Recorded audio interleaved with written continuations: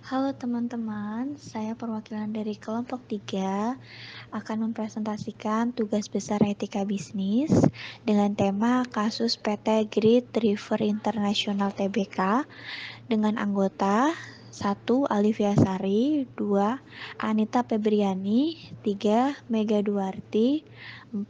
Natalina, 5. Rushidina, 4. Upit Yusmalitasari. Yang pertama, di sini saya akan menjelaskan sekilas tentang PT Great River International Tbk.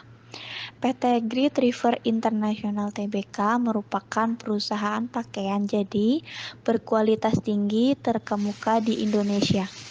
PT Great River International ini didirikan oleh Sukanta Tanujaya dan Sujoto Tanujaya pada tahun 1976 dengan nama Great River Garment Industry.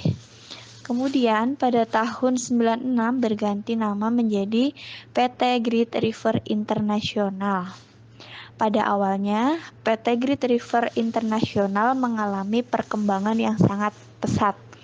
Hal ini ditandai dengan diperolehnya beberapa kali penghargaan dari majalah Asia-Moni dan berhasil lulus sertifikat ISO 9002 untuk quality manage. Kronologi kasus.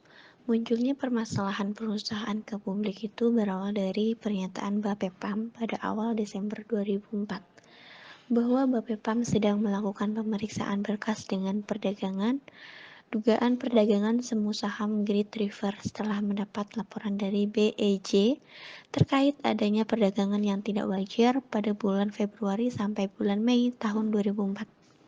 BEJ menemukan ada lompatan harga yang cukup signifikan pada menit terakhir perdagangan. Berdasarkan hasil pemeriksaan Bapepam, terdapat indikasi penipuan dalam penyajian laporan keuangan.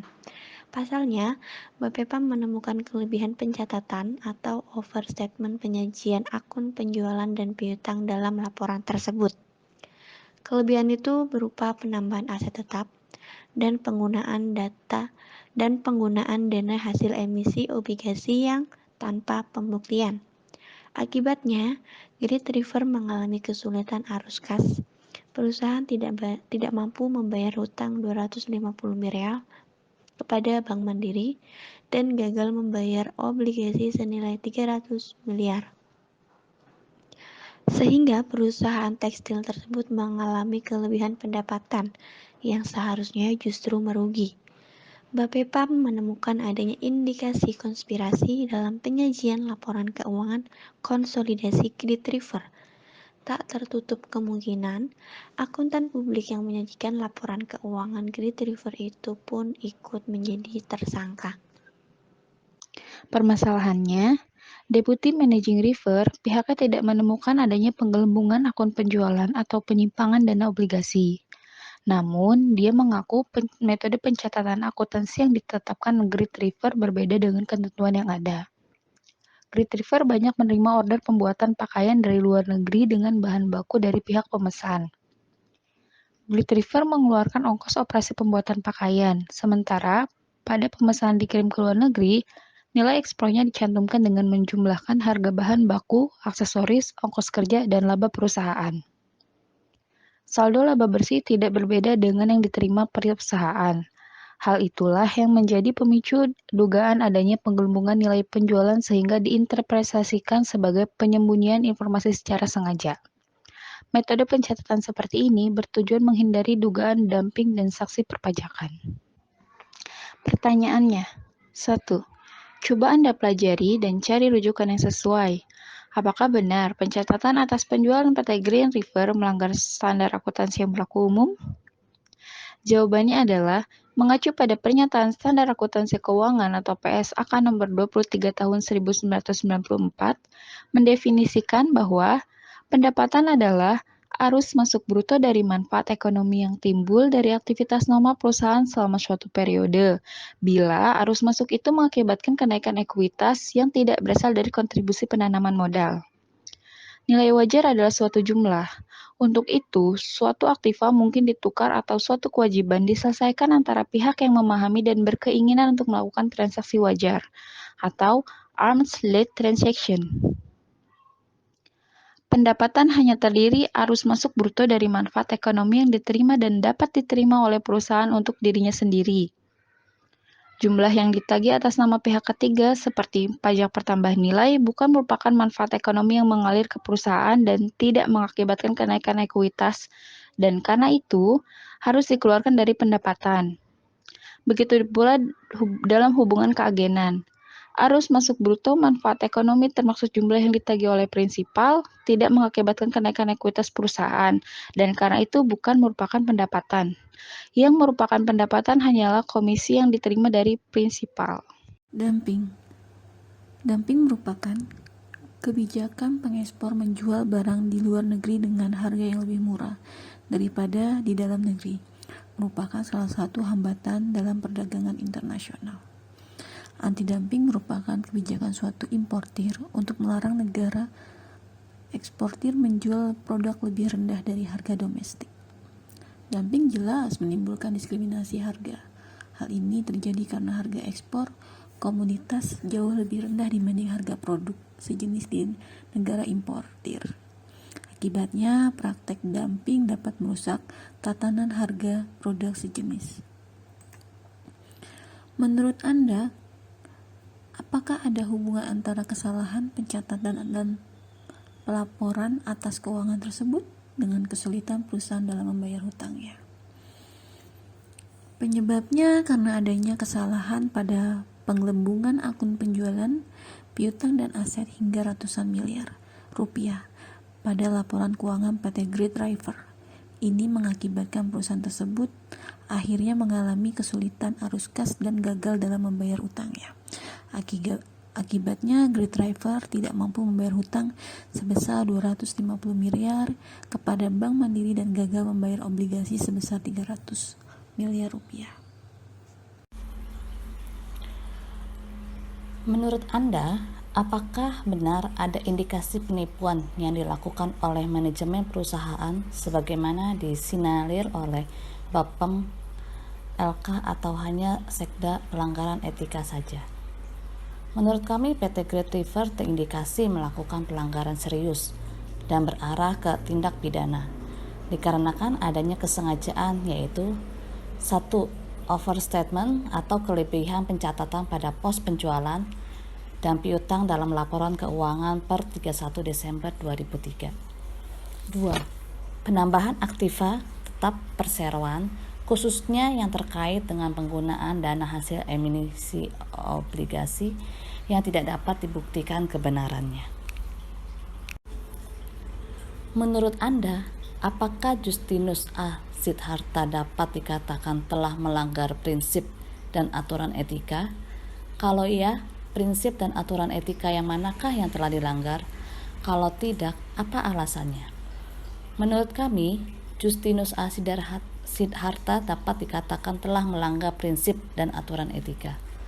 Adapun prinsip-prinsip fundamental etika dalam IFAK yang telah dilanggar yaitu 1. Integritas.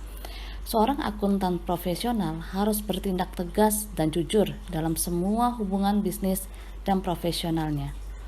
Dalam kasus ini, akuntan yang ada di perusahaan tidak secara jujur dan tegas dalam mengungkapkan keadaan keuangan yang sebenarnya, serta ikut berpartisipasi dalam melakukan penipuan atau manipulasi laporan keuangan. 2. Objektivitas. Seorang akuntan profesional seharusnya tidak boleh membiarkan terjadinya bias, konflik kepentingan, atau di bawah pengaruh orang lain, sehingga mengesampingkan pertimbangan bisnis dan profesional. Auditor eksternal di Waste Management berada di bawah pengaruh para eksekutif WMI yang banyak melakukan manipulatif terhadap laporan keuangan perusahaan. Ketiga, kompetensi profesional dan kehati-hatian. Seorang akuntan profesional mempunyai kewajiban untuk memelihara pengetahuan dan keterampilan profesional secara berkelanjutan pada tingkat yang diperlukan untuk menjamin seorang klien atau atasan 5. Jasa profesional yang kompeten yang didasarkan atas perkembangan praktik, legislasi, dan teknik terkini. Seorang akuntan profesional harus bekerja secara tekun serta mengikuti standar-standar profesional dan teknik yang berlaku dalam memberikan jasa profesional. Akuntan WMI secara sengaja memberikan opini wajar tanpa pengecualian terhadap laporan keuangan yang salah saji secara demi kepentingan klien. 4.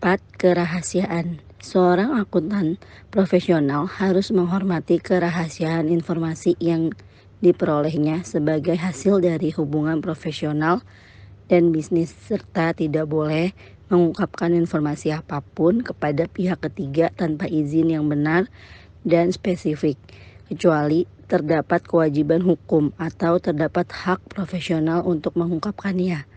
Kelima, perilaku profesional. Seorang akuntan profesional harus patuh pada hukum dan perundang-undangan yang relevan dan harus menghindari tindakan yang dapat mendiskreditkan profesi. Akuntan WMI jelas telah melanggar hukum yang berlaku dengan melakukan penipuan laporan keuangan yang menyebabkan banyak kerugian terjadi dan hanya menguntungkan diri sendiri dan kliennya.